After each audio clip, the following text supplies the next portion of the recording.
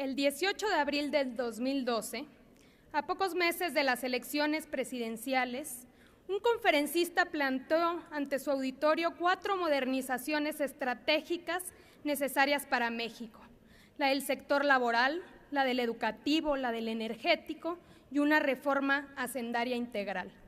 Cualquiera diría que la providencia iluminó a este conferencista divino, pues precisamente esas han sido las grandes reformas que ha impulsado el gobierno de Enrique Peña Nieto.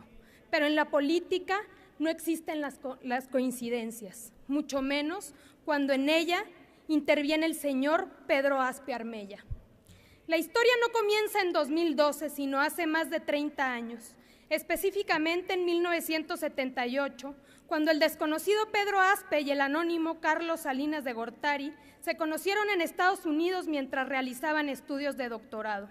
Estos jóvenes ilustres congeniaron instantáneamente, compartieron sus visiones sobre el futuro, forjaron un pacto de complicidad y sellaron con su amistad el destino político y económico de México. Desde su regreso al país, Salinas había involucrado a su brazo derecho, don Pedro Aspe, en todos los cargos que ocupaba como segundo al mando. Al llegar a la presidencia, no dudó en entregarle la Secretaría de Hacienda. La suerte del país estaba echada. Entonces comenzaron las reformas estructurales modernizadoras, promocionadas con el mismo diagnóstico, las mismas promesas y las mismas recetas que hoy proponen aplicar. No obstante, su fracaso ha sido demostrado a lo largo de todos estos años.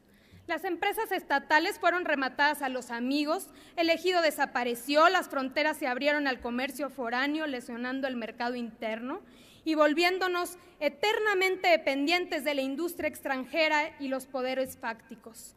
Los bancos fueron vendidos a los extranjeros, las carreteras concesionadas, los negocios de Raúl Salinas y sus socios privados son de dominio público.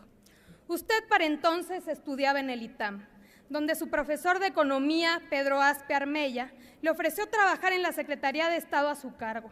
Pasó los últimos 2 años de la carrera trabajando como asesor de Hacienda y continuó siguiendo los pasos de su mentor al estudiar después en MIT, la misma universidad que él. Una continua fuente de inspiración, dijo usted de Aspe en los agradecimientos de su tesis doctoral. Ya en 1998, cuando regresó a México y Aspe le acogió como socio en Protego durante más de 7 años, tiempo en el que conoció a Emilio Lozoya Austin. Pido respeto, por favor, presidente, para continuar. Diputadas y diputados, les solicito escuchemos con respeto a la oradora y a la oradora apegarse al reglamento. Continúe. Esto es justamente para la pregunta. Tiempo en el que conoció a Emilio Lozoya Austin, otro alumno reclutado por Aspe e hijo del exsecretario de Energía en los tiempos de Salinas, Emilio Lozoya Talman, se empezaba a perfilar el plan de Aspe respecto al petróleo. Hasta que en 2005 llegó su gran oportunidad. Nombraron a Enrique Peña Nieto gobernador del Estado de México y Aspe lo presentó con Peña Nieto para que reestructurara la deuda de la entidad, después de lo cual fue nombrado director de finanzas. Mientras tanto, Emilio Lozoya fungía como uno de los directivos de la filial en México de OHL, un grupo español de concesiones y construcción. De ahí, el resto, como dicen, es historia. 2 años después coordinó la campaña de Rubiel Ávila y en noviembre de 2011 la de Peña Nieto, para poder llegar a ser hoy secretario de Hacienda. Era solo cuestión de tiempo para que pudiera poner en acción sus planes, las de Aspe y por supuesto las de Salinas de Gortari.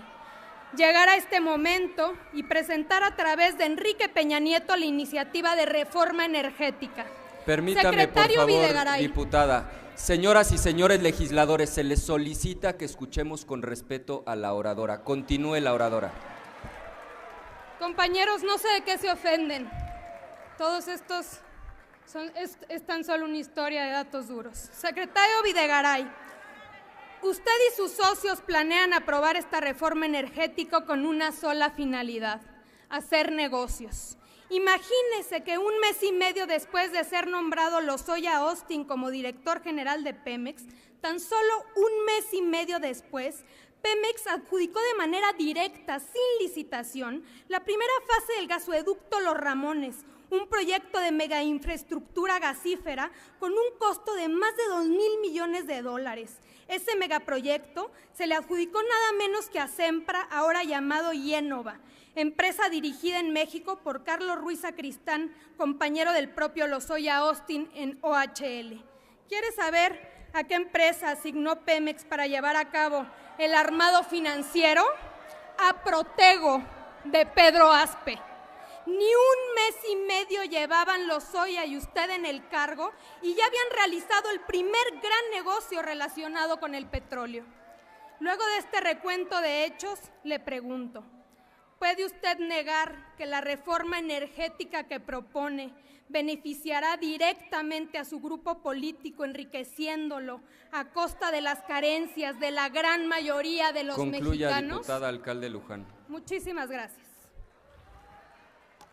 Diputada, muchas gracias. Gracias por tu interés en mi biografía personal. Para dar respuesta a los planteamientos de la diputada Alcalde Luján, tiene el uso de la palabra el señor secretario de Hacienda y Crédito Público, el doctor Luis Videgaray Caso. Gracias, señor presidente. Muchas gracias, diputada Alcalde. Agradezco también su interés en mi biografía personal, aunque con algunas imprecisiones. Pero si me permite, me concentro en lo que fue su pregunta, que fue sobre la reforma energética. Indudablemente, México requiere una reforma energética. No estamos aprovechando nuestro potencial para detonar crecimiento, para detonar bienestar, y estamos dejando de lado lo que la naturaleza nos dio para impulsar crecimiento económico. En eso hay coincidencia muy amplia en las fuerzas políticas.